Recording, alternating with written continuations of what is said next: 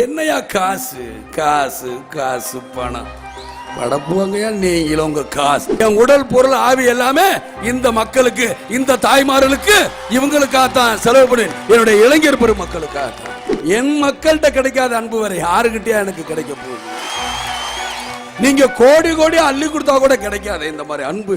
ஒரு சாதாரண கட்சி இந்த கட்சி விஜயகாந்த் கட்சின்னு தினந்தோறும் வார வாரம் திட்டமிட்டுக்கிட்டே இருக்காங்க. நான் அதை பத்தி எல்லாம் கவலைப்படல. இது சாதாரண கட்சி இல்லடா. இங்க பாருங்கடா, எத்தனை தாய்மார்கள் வந்திருக்காங்க, எத்தனை சகோதர சகோதரிகள் வந்திருக்காங்க அப்படிங்கறத திரும்பி பாருங்க. உங்களாலே ஒரு பேரணி நடத்த முடியாது. இங்க பாருங்க, இங்க இருக்கிற கூட்டம் என்ன காசுக்கு வந்த கூட்டமா? நீங்க ஊழல் பண்ணி எல்லாத்தையும் அடிச்சு வச்சு உங்களால காசு கொடுத்து கூட கூட்டிட்டு வராத முடியாத கூட்டம் தான் இந்த உணர்வுள்ள தாய்மார்கள் கூட்டம். அந்த ரோட்ல இருக்க ஸ்ட்ரீட் லைட் எல்லாம் போடாம விட்டுருச்சு, அதுல கூட அவங்க வராங்க சிரித்த முகத்தோடு. அந்த தாய்மார்களும் என் அன்பு சகோதர சகோதரர்கள் சிரிச்சுக்கிட்டு, அண்ணே வணக்கண்ணே, வணக்கம் வணக்கம். இதுக்கு மேல நான் என்னையா குடுப்பட பண்ணிருக்கணும்? என் உடல் பொருள் ஆவி எல்லாமே இந்த மக்களுக்கு, இந்த தாய்மார்களுக்கு, இவங்களுக்காகத்தான் செலவு பண்ணி என்னுடைய இளைஞர் பெருமக்களுக்காகத்தான். இதுக்கு மேல என்னையா வேணும்? நம்ம வாழ்ந்தோம், பிறந்தோம், வாழ்ந்தோம், இருந்தோம். இது இந்த மாதிரி அன்பு ஜனங்கள்கிட்ட, என் மக்கள்கிட்ட கிடைக்காத அன்பு வரை யாருக்கிட்டயா எனக்கு கிடைக்க போகுது? நீங்க கோடி கோடி அள்ளி கொடுத்தா கூட கிடைக்காது இந்த மாதிரி அன்பு. எங்க கிடைக்கும்? இன்னைக்கும் என்னுடைய தொண்டர்களை நான் என்னைக்கு விட்டு கொடுக்க மாட்டேன். மாவட்ட செயலாளர்கள் இருக்கட்டும், ஒன்றிய செயலாளர் இருக்கட்டும், பேரூர் ஆட்சியா இருக்கட்டும், ஊராட்சியா இருக்கட்டும், கிளைக்கழகம், நகரம், யாரா இருந்தாலும் சரி, ஒரே ஒரு வார்த்தை தான் சொன்னேன். குறைஞ்ச நேரம் உங்களை கஷ்டப்படுத்துறேன்னு எனக்கு வேதனையா இருக்கு. திருச்சியில மகளிர் அணி வைக்கலாம்னு கேட்டேன். வைங்க தலைவரை, நாங்கள் அதுக்கு பொறுப்புன்னு சொன்னாங்களே. அந்த மாவட்ட செயலாளர்களுக்கும் என்னுடைய தொண்டர்களுக்கும் கோடான கோடி நன்றியை சொல்லுவேன். இந்த நேரத்தில் அவங்களெல்லாம் நான் புகழணும், எனக்கு ஆதங்கம் இருக்கு. என்னையா இந்த 14 கட்சி எனக்கு தேவையில்லை. இந்த தொண்டர்கள் ஒருத்தர் தான் இந்த நாட்டை நான் பிடிச்சு காட்டணும் இல்லையான்னு பார். இது ஆணவ பேச்சுன்னு எல்லாரும் பேச, ஆணவ பேச்சு இல்ல, தன்னம்பிக்கை. என் தாய்மார்களும் என் இளைஞர் சகோதரர் இருக்கும் போது அந்த தன்னம்பிக்கையில இந்த விஜயகாந்த் பேசுறேன். என்னால் முடியும், சாதிக்க முடியும். உங்களை போல நான் கை நீட்டணுங்கிற அவசியம் எனக்கு கிடையாது. வருமான வரித்துறை கணக்கு கொண்டு வந்தீங்க, அப்பவும் இந்த விஜயகாந்த் அடிபணியல. அதுக்கப்புறம் கொண்டு வந்தாங்க நில உச்சவரம்புன்னு, நீ இருந்தா எடுத்துக்க, ஆக்கிரமிப்பு நான் இருந்தா எடுத்துக்க, எனக்கு அதை பத்தி கவலை இல்லை. ஆனால் இந்த விஜயகாந்தை எதை வச்சு பயமுறுத்தினாலும் பயமுறுத்துங்க. ஆனா விஜயகாந்த் எதை வேணாலும் நீங்க விலை கொடுத்து வாங்குங்க. ஆனால் என்கிட்ட இருக்க தைரியத்தை மாத்திரம் உங்களால் விலை கொடுத்து வாங்கவே முடியாது. பயமுறுத்தி பாக்குறாங்க, தினந்தோறும் பயமுறுத்த, தினந்தோறும் பேப்பர்ல சொல்லு விஜயகாந்த் அப்படி சொல்லு, இப்படி சொல்லு, விஜயகாந்தை கேவலப்படுத்து, விஜயகாந்த் அசிங்கப்படுத்தணும். உடனே தினந்தோறும் பேட்டி பேப்பர்ல யாரையாவது விட்டு திட்டுங்க. இன்னைக்கு இருக்கிற இதுல எனக்கு எத்தனை மனுக்கள் வருது. அப்ப வறுமை எங்க இருக்கு? வறுமை தலைவிரிச்சு ஆடுதையா, வறுமை தலைவிரிச்சு ஆடுது. இவங்க அன்னைக்கு சொன்ன, இன்னைக்கு சொல்றேன், இந்த இருக்க தாய்மார்கள், என்னுடைய பெண்கள், என்னுடைய சகோதர சகோதரிகள், இவங்க எதுக்கு ஆசைப்படுவாங்க? ஒரு குண்டு முத்து தங்க நகையாவது இருக்கணுமே ஆசைப்படுவாங்க. ஆனா வாங்க முடியுமா? பார்க்க முடியுமா? ஆனா இன்னைக்கு எந்த அளவுக்கு விலைவாசி ஏறி போயிருக்குங்கிற பேசுவாங்களா? பேச மாட்டாங்க. இவங்களுக்கு தேவை கூட்டணி ஆட்சி. என்னைய சொல்றாங்களே, உள்ளாட்சி தேர்தலில் இவர் இறங்கிருச்சு, முன்ன மாதிரி இல்லைன்னு. நான் இப்பவும் அதே சவால் தான் விடுறேன். எங்க தனித்தனியாக தேர்தலை வந்து நில்லுங்க, நான் சந்திக்கிறேன். உங்களால முடியுதா? 50 கட்சி, 50 வருஷ கட்சி, 40 வருஷ கட்சிங்கிறீங்க. ஒரு கட்சி கூட்டணி 14 கட்சிங்கிறீங்க, ஒருத்தங்க 7 கட்சிங்கிறீங்க. வா தனித்தனியா. நான் இன்னைக்கும் மனம் தளரல. என்னை எப்படி வேணாலும் கசக்கி பிழிஞ்சாலும் நான் எதற்கும் அசர மாட்டேன். என் தொண்டர்களுக்கு மட்டும்தான் மரியாதை கொடுப்பேன், என் தாய்மார்களுக்கு மட்டும்தான் மரியாதை கொடுப்பேன். யாருக்கு மரியாதை கொடுப்பேன்? என்ன பிஞ்சு பிஞ்சு போடா பிடிச்சு போலீஸ் ஸ்டேஷன்ல போடு, என்ன பண்ணுறீங்க? ஜெயில போடுவீங்களா இல்ல கொல்லுவீங்களா? கொண்டு போங்க, என்ன பண்ணிடுவீங்க நீங்க? இவங்கள ஆட்சியாளர்கள், இவங்களுக்கு ஒரு சட்டம், மற்றவங்களுக்கு ஒரு சட்டம். இவங்களை நம்பி நீங்களும் இத்தனை வருஷம் ஓட்டு போட்டு என்ன சுகத்தை கண்டீங்க? வறுமையை தவிர வேற என்னத்தை பார்த்தீங்க? அன்னைக்கு 8ஆம் தேதி மகளிர் தினத்து அன்னைக்கு தான் 2 ரூபா பால் விலை நீங்க ஏத்துவீங்களா? அதுக்கு முன்னாடி ஏத்த மாட்டீங்களா? இதான் தினம் தினம் மகளிர் தினம் உங்களுக்கு வருதா? என் தாய்மார்கள் பால் கொடுக்க பிள்ளை இன்னைக்கு சவள பிள்ளை அழுகுதா? சவள பிள்ளையா இருக்கு. எவ்வளவு சவள பிள்ளைகள் இந்த நேரத்தில் நீங்க 2 ரூபா பால் விலையை கூட்டினீங்கன்னா எங்க போவாங்க? தான் பிள்ளைக்கு ஏற்கனவே பால் இல்லைன்னு ஏற்கனவே தாய்மார்கள்லாம் பெண் குழந்தை பிறந்தா கொன்றுன்றாங்க. ஏன்? பெண் சிசு கொலை. எதற்காக? இந்த பெண் சிசு கொலையை தடுனா மேலும் கூட்டிக்கிட்டே போறிய. இப்ப பால் விலை 2 ரூபா. அன்னைக்கு நான் தேர்தல் அறிக்கையில சொன்னேன், எந்த தாய் கருவுற்று இருந்தாலும் அது பெண் குழந்தையா இருந்தாலும் 10,000 ரூபாய் பேங்க்ல டெபாசிட் பண்ணுவேன். அந்த 10,000 ரூபாய் டெபாசிட் பண்ணா கல்யாண வயசுல வரும்போது கிட்டத்தட்ட 2 லட்சம் ரூபாய் உங்களுக்கு கிடைக்கும். 2 லட்சம் ரூபாய் கிடைக்கும் பொழுது சிசு கொலை தடுக்கப்படும். இந்த அர்த்தம் அன்னைக்கு சொன்னேன். ஆனா அவங்க கேட்கிறாங்களா? கேட்கல. ஆனா நாட்டில் சொல்றாங்க 33% இந்த பெண்களுக்கு கொடுப்பேங்கிறாங்க. எங்க கொடுக்கிறது? ஒழிக்கணும். ஏன்? இந்த நாட்டில் பெண்கள் தான் அதிகமாக பாதிக்கப்படுறாங்க. ஏன் பாதிக்கப்படுறாங்கன்னா, இந்த நாட்டில் பாருங்க, ஏன்னா பெண் குழந்தை பிறந்தா எதுக்காக கொள்றாங்கன்னா, பெண் குழந்தைனால எந்த வரவும் இல்லை. அந்த பயம் அவங்களுக்கு. வருமானம் என்ன? நான் டாக்டருக்கு படிக்க வைக்கிறேன், செலவு பண்றேன். வக்கீலுக்கு படிக்க வைக்கிறேன், செலவு பண்றேன். ஐபிஎஸ்க்கு படிக்க வைக்கிறேன், செலவு பண்றேன். ஐஏஎஸ்க்கு படிக்க வைக்கிறேன், செலவு பண்றேன். ஒரு இன்ஜினியருக்கு படிக்க வைக்கிறேன், செலவு பண்றேன் என் பொம்பளை பிள்ளைகளுக்கு. ஆனா கடைசியில் யாரோ ஒரு ஆம்பளை வருவாரு, நான் இவ்வளவுலாம் செலவு பண்ணி கட்டி கொடுத்தேன், ஒரு 100 பவுன் நகையும் ஒரு 1 லட்சம் ரூபாய் பணமும் கொடுக்கறியா, காரும் கொடுக்கிறேன் வாங்கிட்டு போறாரு. அப்ப ரிட்டர்ன் எங்க இருக்கு? இந்த பெத்த தாய்மார்களுக்கு சொல்லுங்க. ஆகையினால்தான் பயப்படுறாங்க. திரும்ப நம்மளுக்கு பணம் வரலையே. பெண் பிள்ளைய பார்த்தா நம்ம எங்கடா வருமானத்துக்கு எங்க போறோம்? வருமானம் கிடையாதுன்னு பயப்படுறாங்க. அதனாலதான் தேசிய முற்போக்கு திராவிட கழகத்தை நான் இன்னைக்கு இருந்து சொல்ல, நடிக்கிற காலத்திலிருந்து சொன்னேன், என்னுடைய ரசிகர்களாக உங்கள் தொண்டர்களுக்கு சொன்னேன், வரதட்சணை வாங்காதீங்க, வேண்டாம் அந்த கொடுமை. ஏன் அன்னையிலிருந்து இன்னைக்கு வரைக்கும் சொல்லி இருக்கேன். அதுக்காகத்தான் நான் இன்னைக்கும் தைரியமா இருக்கேன். தெய்வத்தையும் மக்களையும் நம்பிதான் நான் அரசியலுக்கு வந்தேன். ஏன்னா நிச்சயமா அந்த தெய்வம் உங்களுடைய ரூபத்தில் வரும். இதோ இவ்வளவு தாய்மார்கள் வராங்களே, உங்களை சக்தி தானே நான் சொல்றேன். இதுக்கு மேலேயா வேணும்? உங்களுடைய வாழ்த்துக்கு மேலேயா நான் அழிஞ்சு போயிடுறேன்? நான் பெருமைக்கு நீங்க இருக்கீங்க, கைதட்டு வாங்கனுக்கு உண்மையை சொல்றேன். கடைசி வரைக்குமே 8:20 வரைக்கும் எவ்வளவு அழகா சிரிச்சு, பரவாயில்ல தலைவர், போயிட்டு வாங்க போயிட்டு வாங்க போயிட்டு வாங்க. நீங்க போய் மேடை காத்துக்கிட்டு இருப்பாங்க. என்ன விட்டு கொடுக்கும் மனப்பான்மை தொண்டர்கள் விட்டா போ, பரவாயில்ல தலைவரே, குதிக்கிறாங்க. இந்த இப்ப என்ன சொல்ற, நீ பேசுறதுல நாங்க தானே பாதுகாப்பு கூட்டு நாங்க போறோம். அந்த உணர்வு இருக்கு, அந்த உணர்வை உங்களால ஒண்ணுமே பண்ண முடியாது. ஏன் இந்த உணர்வு சொன்னா உங்களுக்கு தெரியுது. உங்க ஊர்ல நீங்க இருக்கீங்க, ஒவ்வொருத்தவங்களும் என்னென்ன கஷ்டப்படுறீங்க, எப்படி எப்படி இந்த தாலுகா ஆபீஸ்லயும் கலெக்டர் ஆபீஸ்ல எப்படி லஞ்சம் வாங்குறாங்க, எப்படி ஹாஸ்பிட்டல் லஞ்சம் வாங்குறாங்கன்னு உங்களுக்கு தெரியுது. எந்த அளவுக்கு ஹாஸ்பிட்டல்ல கூட இன்னைக்கு மருந்து வகைகள் கிடைக்கலங்கிற உங்களுக்கு தெரியும். எனக்கு தெரியறத நானாவது ஏதோ ஒரு டாக்டர் வானா வந்துடும், ஆனா உங்களுக்கு தெரியும். ஆகையினால உங்களுடைய மன உளைச்சல் நீங்க எப்படி சொல்றது? நான் ஊழலை ஒழிப்பேன். உடனே சிரிப்பாங்க. விஜயகாந்தாவது ஊழலை ஒழிக்கிறதாவது. ஏன்னா அவங்க செஞ்சுக்கிட்டு இருக்க தொழிலை நான் ஒழிக்கிறேன்னு சொன்னேன்ல, அதுக்காகத்தான். ஊழல் எதுக்காக ஒழிக்கிறேன்னு சொன்ன? இந்த ஊழல்னால என்ன ஆகுது? பெத்த தாய் தகப்பன், நல்லா புரிஞ்சுங்க, ஒரு பெத்த தாய் தப்பன் தான் பிள்ளை ஏதோ தப்பு பண்ணிச்சோ இல்ல தப்பே பண்ணலையோ போலீஸ் ஸ்டேஷன்ல பிடிச்சு வச்சா, பெத்த தாய் தப்பன் வந்தா ஜாமீன் தர மாட்டாங்க. ஒரு எம்எல்ஏ வந்தா கொடுத்துருவாங்க. அந்த எம்எல்ஏ போய், ஐயா என் பிள்ளைய பிடிச்சி வச்சுக்கிட்டான் என் போலீஸ்காரங்க, அப்படியா ஒரு 50 ரூபா கொடு, கையெழுத்து போட்டு கொடுக்குறேன். தகுதிக்கு தகுந்த மாதிரி 100 ரூபா கொடு. ஏதோ ஒரு 100 ரூபா போட்டு அது 100 ரூபா கிடைக்காது. அதையும் பார்த்து ஏதோ பண்டு பாத்திரத்தை போய் அடமானம் வச்சு கொண்டு வந்து 100 ரூபா எடுத்துட்டு இருந்தா, இவர் ஏட்டுல இருந்து எல்லாம் உட்காந்தா ஒரு 2 பீடி கட்டி வாங்கிட்டோம், 2 டீ ஒரு பண்ணு வாங்கிட்டோம், ஒரு 10-5 மணி வரைக்கும் உட்கார வச்சு இல்லாத அசிங்கப்படுத்தி. இது பாதிப்பு மக்களுக்கு. இந்த பாதிப்பை எங்கேயா நீங்க நிவர்த்தி பண்றீங்க?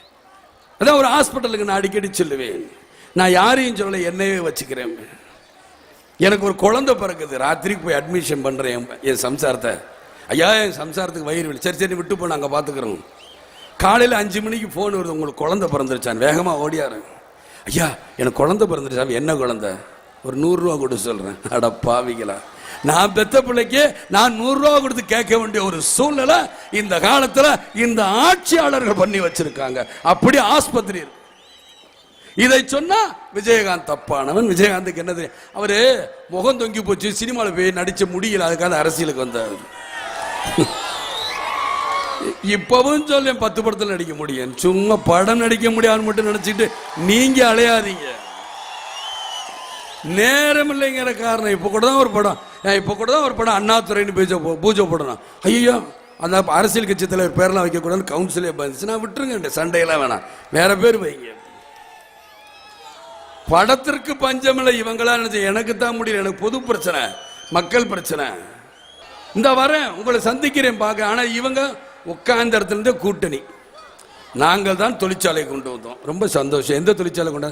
குண்டாய் கார் கம்பெனி கொண்டு வரல, சந்தோஷம். ஃபோர்டு கார் கம்பெனி கொண்டு வந்ததுல சந்தோஷம். எல்லா கார் கம்பெனியும் என்ன லஞ்சம் வாங்கியிருக்கான்னு கேளுங்க, என்ன பங்கு வாங்கியிருக்கான்னு கேளுங்க, அப்பதான் தெரியும். டிவியில் என்ன காட்ட பயம். ஏன் காட்டுறீங்க? காட்டாதீங்க, காட்டாத. பேப்பரில் போடாதீங்கன்னா இருந்தாலும் பல பத்திரிகையில் என்னை போட்டுக்கிட்டு தான் இருக்கிறாங்க. எல்லா பத்திரிகையும் போடுறதுங்களே. சில நேரத்தில் சில நியூஸுகளை குறைச்சிக்குங்க. அப்புறம் ஒரு கட்சியா 2 கட்சியா எதிர்ப்பு. கிட்டத்தட்ட 14 கட்சிக்கு விரோதி. 14 பேரை நீ குத்துனானா நான் இங்க தான் தாங்குவேன். சொல்லு, ஒரு இடத்துலயா 2 இடத்துலயா குத்துறாங்க, மாறி மாறி கம்மு கம்மு கம்முன்னு குத்துற வரைக்கும் குத்துறா, தாங்குற வரைக்கும் தாங்க. ஏன்னா இது உழைச்ச உடம்பு, தாங்க, குத்து, என்ன உண்மையான குத்து, எனக்கு ஒன்றும் பயம் இல்லை. அடிக்கிறேன், அடி, பயம் கிடையாது. இல்லாட்டி எனக்கு இப்படி லட்சக்கணக்கான தொண்டர்கள் கிடைப்பாங்களா? கல்லூரிக்கே முதல்வர் ஆக முடியாது, தமிழ்நாட்டுக்கு எப்படி முதல்வர் ஆகணும்? கல்லூரிக்கு முதல்வர் ஆக முடியாது, எனக்கே தெரியுமா. படிச்சிருந்தா தான், டிகிரி வாங்கியிருந்தா முதல்வர் ஆகணும். அது கூட அந்த மண்டுக்கு தெரியல பாருங்க. அதை நினைச்சு தான் எனக்கு ஒரே சிரிப்பா இருக்கும். அதை விட இன்னொரு ஆள் சொன்னாரு, பொன் விழா காசு எடுத்துக்கிட்டு இவர் கட்சி ஆரம்பிச்சோ. அப்போ நீங்க எல்லாம் கட்சி அவ்வளவுதான் ஆரம்பிச்சீங்களா? எவ்வளவு பாருங்க இவங்க புத்தி அது. ஏன்னா அவங்க கட்சி, அந்த கட்சி அப்ப இருந்தே திருடி சொருகி தானே வந்தது. என் மக்களுக்கு செயலனா கேட்பேன், யாராக இருந்தாலும் கேட்பேன். நான் தான் கேட்கிறேன், என்னையே சட்டை ஏற்றி பிடிச்சுக்கள் தான் சொல்றேன். நான் அதில் பின்வாங்கினா நீங்க பேசுங்க. என்கிட்ட சொன்ன ஆட்சியை ஒரு தடவை ஒப்படைச்சு பாருங்க நான் சொன்னேன். ஒருத்தர் கெஞ்சிறாரு, நான் உங்ககிட்ட தான் மக்கள்கிட்ட தான் கெஞ்ச முடியும், இந்த மைக்கு கிட்ட இந்த போஸ்ட் கிட்ட கெஞ்ச முடியும். எனக்கு ஓட்டு போடுங்க, நான் கேட்க முடியும். என் மக்கள்கிட்ட தான் நான் கேட்க முடியும். அந்த மக்கள்கிட்ட கேட்கறதுனால தப்பு கிடையாது. சட்டமன்றத்தில் பேசணும், ஏன் அங்க போய் பேசுறேன்? மக்கள் மன்றத்தில் தான் பேசணும். மக்கள் மன்றத்தில் பேசினாதான் நான் சட்டமன்றமே போக முடியும். மக்கள் மன்றத்தில் எடுத்து சொல்லுங்க. நான் சொல்றதுக்கெல்லாம் பதில் சொல்றீங்களா? சொல்ல மாட்டேங்க. நான் எங்க சொல்லுவேன்? இதோ கோடி இருக்க லட்சக்கணக்கான கூட்டங்கள் இந்த மக்கள் மன்றத்தில் தான் என்னால சொல்ல முடியும். எப்படியோ ஏதையாவது விஜயகாந்த மடக்கிருந்து பாக்குறாங்க, மடக்குங்க. நிலையில நான் என்ன சொல்றேன், எதுல காசுல தானே. நில உச்ச ஆக்கிரமிப்பு, நில உச்ச வரம்பு, நிலத்தை எடுத்துக்க, என்ன ஏக்கர் நீ எடுத்துக்கியா? மக்கள் கொடுத்தது எடுத்துட்டு போய் எனக்கு தேவையில்லை. எனக்குன்னு ஒரு ஏதோ ஒரு இடம் கொடுப்பீங்களா? அது இருக்கும்ல. என் மனைவிக்குன்னு ஒரு இடம் இருக்குன்னு உங்க சட்டத்தில் இடம் இருக்கும்ல. என் பிள்ளைக்குன்னு இத்தனை இருக்குல்ல, அது கிடைச்சா எனக்கு போதும். இந்த இவ்வளவு பேர் இருக்க, இந்த 4 பேர் வந்தா ஒரு நேரம் சோறு போட மாட்டீங்க?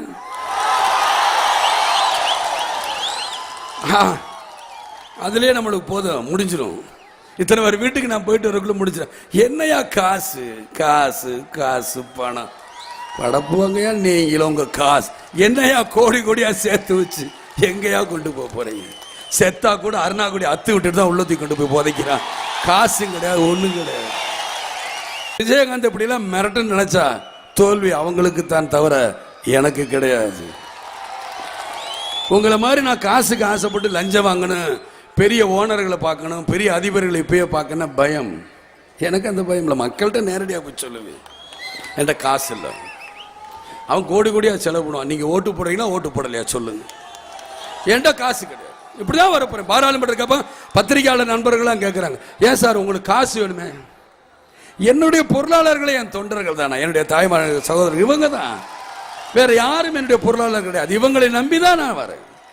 நம்புறேன், என் மக்களை நம்புறேன். இந்த விஜயகாந்த் வாழ்ந்தான், இருந்தான், வாழ்ந்து கொண்டே இருப்பான். இந்த மக்களுக்காக தான் இருக்கணும் தான் நான் நினைக்கிறேன். ஏன்னா எனக்கு அது கிடைச்சா போதும், இதுமே நான் பார்க்காத புகழா பார்த்துட்டேன். 150 படம் நடிச்சு முடிச்சுட்டேன். உடனே என்ன 150 படம் நடிச்ச விஜயகாந்த் முதலமைச்சர் ஆசைப்படுறாருன்னா ஒருத்தங்க 1000 படத்தில் நடிச்சாங்க அவங்க என்னன்னு. நான் அப்படி பேசலையே, நான் வாழ்ந்துட்டேங்கிறதா சொல்ல வர. 150 படம் நடிச்சிட்டேன், பாட்டு பாடிட்டேன், வசனம் பேசிட்டேன். பார்க்காத பணம் கிடையாது, பார்க்காத புகழ் கிடையாதுங்கிறேன். இதுக்கு மேல நான் ஒன்று ஆசைப்பட்டு வரணுங்கிற அவசியம் எனக்கு கிடையாது. எந்த நேரமும் பதவி பதவி பதவி பதவின்னு பதவியை தக்க வைக்கிறது பார்க்கணும். இந்த பதவியை இந்த மக்களுக்கு நல்லது செஞ்சுட்டு போயா, நல்லது செஞ்சா நான் ஏன் கட்சி ஆரம்பிக்க போறேன், நான் எதற்காக வரப்போறேன். என்னவே இந்த மக்கள் தூக்கி பந்தாடிடுவாங்க, போ போ வீட்டுக்கு போ, அதான் நல்ல மனுஷன் இருக்காங்கன்னு சொல்லிப்பாங்களே. நீங்க தான் நல்லவர்கள் இல்லாத அழிக்கிறீங்களே. இன்னைக்கு கரண்ட் இருக்கா? கிடையாது. விவசாயிகளுக்கு என்ன சொல்லி தினந்தோறும் விவசாயி சாகிற, விவசாயத்துக்கு என்ன சொல்லி ஒன்றும் கிடையாது. கடனை கட்டாத, கடனை கட்ட. அந்த கடனில் பார்த்தா பாதி திமுக அதிமுக காரன் தான் கடனை கழிச்சிருக்காங்க, தவிர உண்மையான விவசாயிகளுக்கு கடன் போயிருக்கா? கிடையாது. கூட்டுறவு சங்க கடன். நான் ஒரு திமுக அதிமுகன்னு வச்சுங்க, ஊராட்சி தலைவர், நானே ஒரு 10 பேர் பேர்ல நிலம் கொடுன்னு சொல்லிடுவேன், கடன் கொடு. இவங்க 10 பேர் பேர்ல கடனை வாங்கி இவங்க ஒரு டிராக்டர் வாங்கிக்கிறது, 4 கிரஷர் ஏதோ ஒன்று வாங்கி போட்டு இதை கடனை கட்டிடுவோம். இல்லாட்டி கடனை கட்டாமல் இருப்பாங்க, அவங்கள காணணும். இந்த நேரம் பார்த்து அரசாங்கம் சொல்லிச்சு நாங்கள் கூட்டுறவு சங்க கடன்லாம் ரத்து பண்ணுறோம். இவங்களுக்கு நிம்மதியாக போச்சு. ஆக தினந்தோறும் செத்துக்கிட்டு இருக்காங்க உண்மையான விவசாயிகள். இந்த விவசாயத்திற்கு ஏதாவது முடிவு பண்ணுறாங்களா? கிடையாது. கோதுமைக்கு மாத்திரம் நீங்க 1000 ரூபா வாங்கி தரீங்க, நெல்லுக்கு 1000 ரூபா கொடுனா ஐயோ 1000 ரூபா கொடு. விவசாயியும் வாழணும், அதை நம்பி வாங்குற என் மக்களும் வாழணும். அதுதான் அரசாங்கம், நீ ஆட்சியாளருக்கு அர்த்தம். அதுதான் அர்த்தம். அது செய்ய முடியாது. என்ன விஜயகாந்த் செஞ்சிருவேனா? நான் உங்களை மாதிரி எம்ஜிஆர் மருத்துவமனையில் இருக்கும்போது ஒரு தடவை ஆட்சியை கொடுங்க, எம்ஜிஆர் வந்து நான் திருப்பி கொடுத்துருவேன் கேட்க மாட்டேன். தைரியமாக தேர்தலை சந்திப்போம், மக்கள் முடிவு பண்ணி உட்கார வைக்கட்டும், அப்ப நான் இதை பண்றேனா இல்லையான்னு பாருங்க. நான் அப்படிலாம் பேசணும்னு நினைக்க வரல. என்னுடையது என்ன, என் மக்களுக்கு நல்லது பண்ணும். என் தாய்மார்கள் எவ்வளவு கஷ்டப்படுறாங்க. தினந்தோறும் இன்னைக்கு வந்து கேஸ் அடுப்பு கொடுக்குறீங்கிற சந்தோஷம். ஆனா தினந்தோறும் அவங்க எதை எடுக்க போறாங்க? தினந்தோறும் அந்த சுள்ளி கிடைச்சா போதும், அடுப்பு எரிச்சலாமா, வச்சிடலாமா, வீட்டு வேலைக்கு போகலாமா, அது போகலாமான்னு. கிராமப்புற வேலைங்கிறாங்க, 80 ரூபா சம்பளம், 100 நாளைக்கு வேலை. 100 நாளைக்கு அந்த அதிகாரிகளே 50 நாளைக்கு வேலை பார்த்தது மாதிரி இவங்களே எழுதி கையெழுத்து போட்டுக்கிறாங்க. அப்புறம் எங்கேயா என் மக்கள் வாழ்வாங்க? என் மக்கள் நான் வறுமையை தானே பார்ப்பாங்க. ஆக சிந்திங்க மக்களை, இந்த கட்சிகளுக்கு திரும்ப திரும்ப நீங்க ஓட்டு போடணுமா? இல்ல திரும்ப திரும்ப இவங்களே தான் இல்ல இந்த ஆட்சியில் உட்காரணுமா? சட்டம் போட்டிருக்கா தமிழ்நாட்டை தான் இவங்க தான் ஆளணும், இவங்க தான் இந்த தமிழ்நாட்டின் பரம்பரையாளர்கள். ஏதாவது சட்டம் ஏற்றி இருக்கா சொல்லுங்க. தாய்மார்கள் போகணும், டிரைவர்கள் கண்ணாபின்னான் வண்டி ஓட்டிடுறாங்க, முந்திக்கிட்டு போகாதீங்க, வேகமா போகாதீங்க, ரோடை இறக்கி போகும்போது ஜாக்கிரதையா போங்க. சத்தியமா சொல்றேன், எனக்கு தூக்கம் வராது. நீங்க எல்லாரும் நிம்மதியா போயிட்டீங்கன்னு அப்புறம் தான் எனக்கு தூக்கம் வரும். என்னுடைய மாவட்ட செயலாளர்களுக்கும் நிர்வாகிகளுக்கும் கிளைக்களத்துக்கும் அதுதான் சொல்லியிருக்கேன். நீங்க முழிச்சுக்கிட்டு இருந்து போகணும், மெதுவா போகணும். ஓட்டிட்டு போய் எப்பவும் தனியா போகாதீங்க, 5 வண்டி 10 வண்டியா போங்க, போய் உங்களை காப்பாத்திக்கிறது தான் என்னுடைய தாழ்மையான கருத்து. ஆனால் கூட்டம் முழுமையாக இந்த இடத்துல வர முடியாட்டினாலும் திருச்சியில இப்படி ஒரு கூட்டத்தை இந்த தென்னூர் உழவர் சந்தையில யாராலையும் காட்ட முடியாது. அது தேசிய முற்போக்கு திராவிட கழகத்து மகளிராலும் எனது அருமை தொண்டர்களாலும் தான் காட்ட முடியுங்கிறத மீண்டும் மீண்டும் நிரூபிச்சிட்டீங்க. அதே மாதிரி இங்க உள்ள தொண்டர் படைக்கும் நான் மனமார்ந்த நன்றியை சொல்லிக்கிறேன். மிக சீரு சிறப்பாக வேலை பார்த்தாங்க. பத்திரிகை நண்பர்களும் சரி, அவங்களுக்கும் நானும் சண்டை போட ரொம்ப உரிமை இருக்கு. அவங்க என்கிட்ட சண்டை போடலாம், நான் அவங்ககிட்ட சண்டை போடலாம். ஏனென்றால் இன்னைக்கு நேற்று தொடர்பு இல்லை, கிட்டத்தட்ட 30 வருஷமாக சினிமா உலகத்திலிருந்தே பார்த்துக்கிட்டு இருக்கிறேன். ஆக அவர்களுக்கும் சரி, சின்ன திரையில் இருக்கும் அந்த மீடியாக்களுக்கும் சரி, அவங்களுக்கும் என் மனமார்ந்த நன்றியை தெரிவித்துக் கொண்டு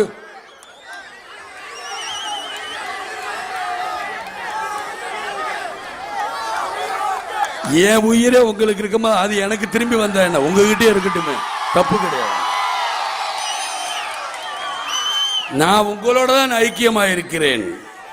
ஆனால் என் உடல் பொருள் ஆவின்னு சொன்னேன், நிச்சயமாக நான் எப்படி உங்களுக்கெல்லாம் நல்லது பண்றேங்கிறது அன்னைக்கு தெரியும்.